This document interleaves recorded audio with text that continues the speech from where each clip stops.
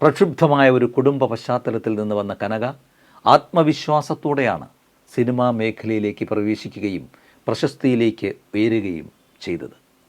2007 കാലിഫോർണിയയിൽ നിന്നുള്ള ഒരു മെക്കാനിക്കൽ എഞ്ചിനീയറായ മുത്തുകുമാറിനെ കനക വിവാഹം കഴിച്ചതായി റിപ്പോർട്ടുകൾ പുറത്തു വന്നു.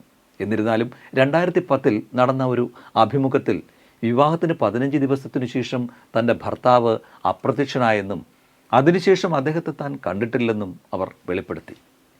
അവരുടെ വ്യക്തി ജീവിതത്തെ ചുറ്റിപ്പറ്റിയുള്ള ദുരൂഹതകൾ അവരുടെ മരണത്തെക്കുറിച്ചുള്ള തെറ്റായ കിംവദന്തികൾ പരക്കുന്നതിന് കാരണമാവുകയും ഇത് കനകയെ താൻ ജീവിച്ചിരിപ്പുണ്ടെന്ന് സ്ഥിരീകരിക്കാൻ ഒരു ടെലിവിഷൻ അഭിമുഖത്തിൽ പ്രത്യക്ഷപ്പെടാൻ നിർബന്ധിതയാക്കുകയും ചെയ്തു. താൻ ജീവിച്ചിരിക്കുന്നു എന്ന് വെളിപ്പെടുത്തേണ്ടി വരുന്ന ഒരു വ്യക്തിയുടെ നിസ്സഹായാവസ്ഥ. ഇനിയൊരു രണ്ടാം വരവ് കനകയ്ക്ക് ഉണ്ടാകില്ലെന്നാണ് റിപ്പോർട്ടുകൾ. അഭിനയ ജീവിതത്തിലെ താരത്തിളക്കത്തിന് മങ്ങലേറ്റതും വ്യക്തിജീവിതത്തിൽ താളപ്പിഴകളുണ്ടായതും തെന്നിന്ത്യയുടെ താരസുന്ദരിയെ വെള്ളിത്തിരയ്ക്ക് പിന്നിലാക്കി.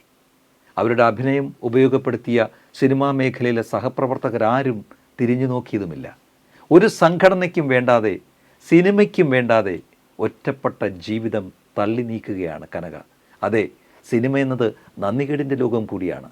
ഒരു കുഴിയിലെങ്ങാനും വീണാൽ പാതാളത്തിലേക്ക് ചവിട്ടിത്താഴ്ത്തുന്ന സിനിമാ തമ്പുരാക്കന്മാരുടെയും തമ്പുരാട്ടികളുടെയും ലോകം.